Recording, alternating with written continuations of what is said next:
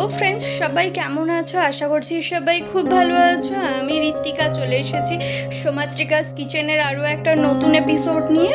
আর শুরু করেছি আজকের ভিডিওটা। Let's start. প্রথমেই আমি এখানে ইলিশ মাছগুলোকে ভালোভাবে ধুয়ে নিয়েছি। গায়ের যে আঁশটা ছিল সেটাও ভালোভাবে পরিষ্কার করে নিয়েছি। আর সেটা ভালোভাবে বারবার জল দিয়ে ধুয়ে নেওয়ার পরে আমি এখানে নুন হলুদ দিয়ে দিচ্ছি। আর নুন আর হলুদটা দেওয়ার পর আমি এটাকে ভালোভাবে মাখিয়ে নিয়ে এটা 10 থেকে 15 মিনিট রেখে দেবো রেস্টে, যাতে মাছের মধ্যে নুনটা ভালোভাবে ঢুকে যায়।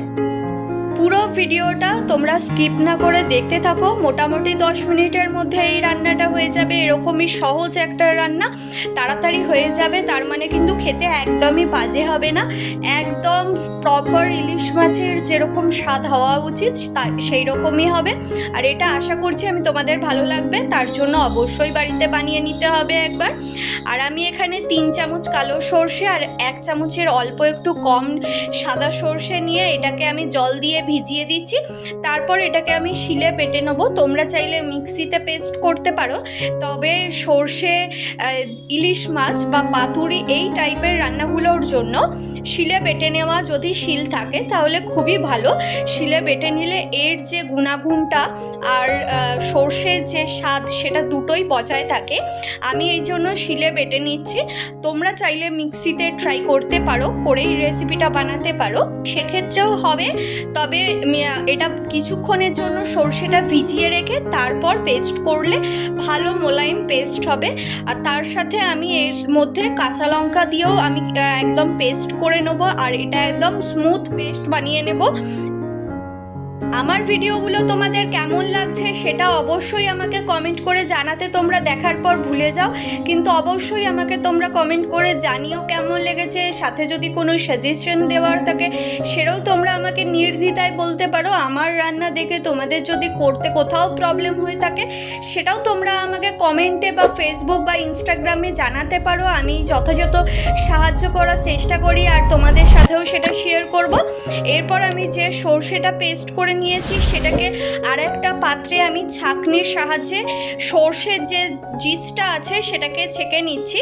সর্ষের গ্রেভিটা আমরা জাস্ট ব্যবহার করব, সেই জন্য সর্ষেটা আমরা খুব ভালোভাবে পেস্ট করে নিয়েছি। এরপর দেখতেই পাচ্ছ যে কোনো লাম্পস নেই বা সর্ষের কোনো অংশ নেই।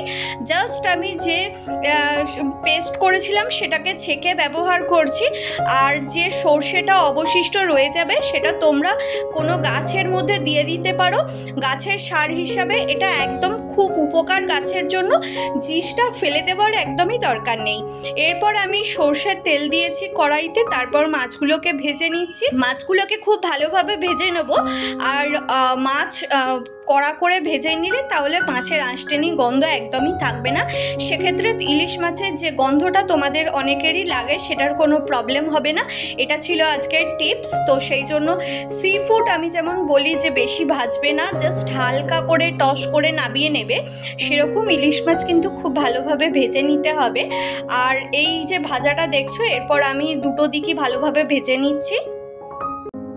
তোমরা আমাকে ইনস্টাগ্রাম বা ফেসবুক পেজেও ফলো করতে পারো অনেক নতুন নতুন টিপস আর ট্রিক্স জানবার জন্য, নতুন নতুন রেসিপি জানবার জন্য।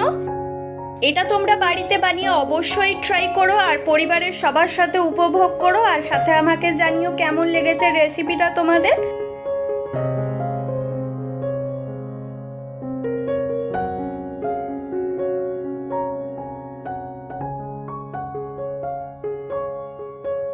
মাছটা আমার ভেজে নেওয়া হয়ে গেছে, আমি তুলে নিচ্ছি প্রত্যেক কটা মাছ।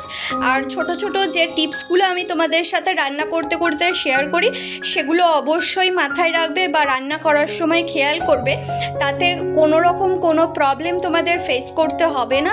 আর তোমাদের হাতের গুণে আমার থেকেও বেশি টেস্টি হয়ে যেতে পারে রান্নাটা। কিন্তু তোমরা যদি মনে করো তাহলে সর্ষের এই যে তেলটা সেটা একটু রাখতে পারো, অনেকেই ভাত দিয়ে খেতে পছন্দ করে। এরপর যে তেলটা বেঁচে আছে তার মধ্যে আমি লবণ আর হলুদ দিয়েছি 1/2 টিস্পুন করে। তারপরে সর্ষের যেটা আমি ছেঁকে নিয়েছিলাম সেটা আমি এর মধ্যে দিয়ে দিচ্ছি। আর এটাকে ভালোভাবে ফুটিয়ে নেব, তবে এটা অনেকক্ষণ ধরে ফোটাবো না। এর যেরকম আমি গ্রেভি রাখতে চাইবো সেই কনসিস্টেন্সি অনুযায়ী আমি অল্প জল ব্যবহার করেছি। তার সাথে 2-3টে চেরা কাঁচা লঙ্কা ব্যবহার করেছি। আর সর্ষে কিন্তু একদমই অনেকক্ষণ ধরে ফোটাতে লাগে না, তাহলে সর্ষে একটা তেঁতো ভাব চলে আসবে। হালকা জাস্ট ফুটিয়ে নিয়ে আমি এর মধ্যে মাছগুলো দিচ্ছি। মাছগুলো দেওয়ার পর আমি জাস্ট অল্প একবার বয়েল হবে তারপরেই আমি নামিয়ে নেব, তা না হলে কিন্তু এটা তেঁতো হয়ে যাবে। সর্ষে যে কোনো মাছের ক্ষেত্রে বা যে কোনো রান্নার ক্ষেত্রে ব্যবহার করে একদম শেষে ব্যবহার করতে হয়, যাতে না বেশিক্ষণ ফোটাতে হয়, তা না হলে তেঁতো ভাব চলে আসতে পারে।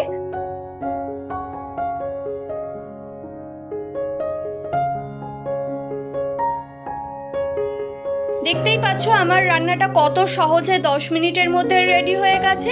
আর এই রান্নাটা গরম গরম ভাতের সাথে তোমরা অনায়াসে পরিবেশন করতে পারো নিজের মতন করে ডেকোরেশন করে। দেখা হবে পরবর্তী ভিডিওতে, ততক্ষণে সবাই খুব ভালো থেকো। Have a good luck.